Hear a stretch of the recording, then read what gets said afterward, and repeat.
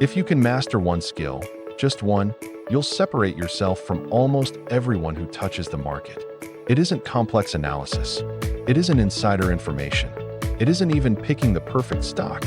It's patience. The kind of patience that looks boring in the short term and looks like genius over decades. Most people don't lose money because they're stupid. They lose money because they're in a hurry. They want the feeling of progress now. They want action now. They want results now. The market doesn't reward now. It rewards those who can wait, who can hold, who can let compounding do the heavy lifting while they get on with their lives. Warren Buffett has been telling us the secret for decades. The stock market, he said, is a device for transferring money from the impatient to the patient. That's not a cute quote. It's a map. It tells you where the money flows. It tells you who wins by design. If you align your behavior with patience, you put yourself in the path of that transfer. Let's bring this down to earth. Imagine two investors who both save the same amount each year. Same paychecks, same expenses, same total dollars invested. One of them checks prices every day, jumps in and out based on headlines, sells when scared, buys when excited. The other one sets an automatic investment, barely touches it, and keeps a long horizon. After years of the same contributions, their outcomes aren't just different, they're different by multiples. Patience quietly multiplies money. Impatience quietly taxes it away. The mind is the battlefield. You are wired to crave novelty, to hate uncertainty, to mistake movement for progress. The brain rewards the trade, the click, the dopamine hit of doing something. But markets reward the opposite. They pay the person willing to look inactive. They pay the person who can sit still while value grows underneath. Here's the mindset shift that makes patience your advantage. Replace the identity of trader with collector. A trader wants action. A collector wants assets. A trader hunts for excitement. A collector hunts for quality. A trader asks, what will it do this week? A collector asks, what will it become in 10 years? When you see yourself as a collector of great businesses at fair prices, the urge to fiddle drops, and the urge to steward rises.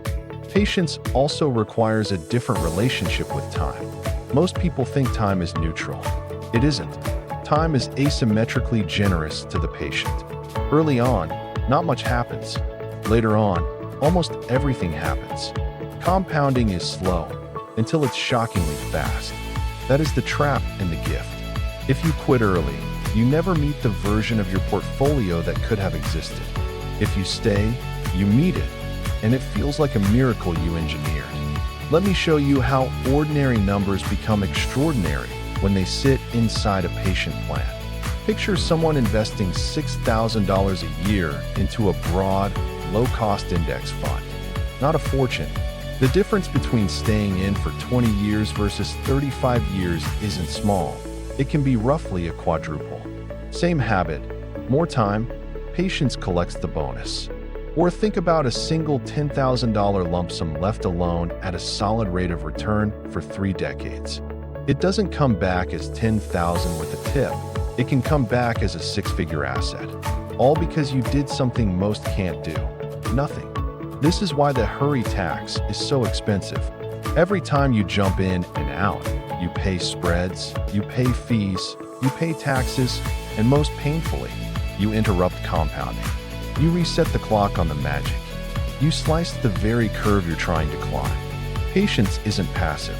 It's protective. It protects the compounding engine from your own fingers. Buffett made some of his greatest fortunes by letting time do the work. He bought wonderful businesses, Coca-Cola, American Express, and then he waited. Years passed. Management executed. Brands deepened. Dividends grew. Market moods fluctuated, but the businesses compounded internally. That's the part we forget. The market's weighing machine works slowly but relentlessly. As Benjamin Graham put it, in the short run, the market is a voting machine. In the long run, it is a weighing machine. You don't need to win the vote. You need to own what will weigh more over time. So how do you build Buffett-level patience into your daily behavior when everything around you screams for speed? First, Design friction against impulsive moves.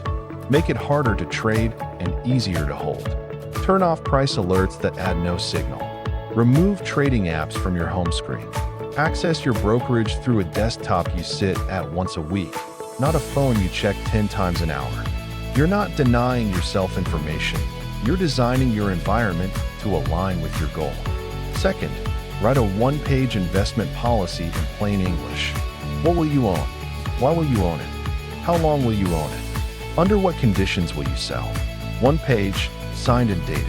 This transforms investing from a series of moods into a set of rules. When volatility hits, you don't invent a plan. You follow one you created when you were calm. Third, set a real-time horizon. Ask the question Buffett asks in different words. If the market closed for the next 5 years, would I still be comfortable owning this? If the honest answer is no, your time horizon is too short or your conviction too shallow. Patience needs the shelter of a decade. Give it that shelter. Fourth, automate the basics. Dollar cost averaging, regular, scheduled investing into diversified, low-fee funds, removes timing from your list of problems. It converts patience into a calendar event. You don't ask, is now the right moment? You say, it's the 15th, I invest. You buy more shares when prices are low, fewer when they're high, steadily building ownership as the world argues about the day-to-day. Fifth, practice position sizing that lets you sleep.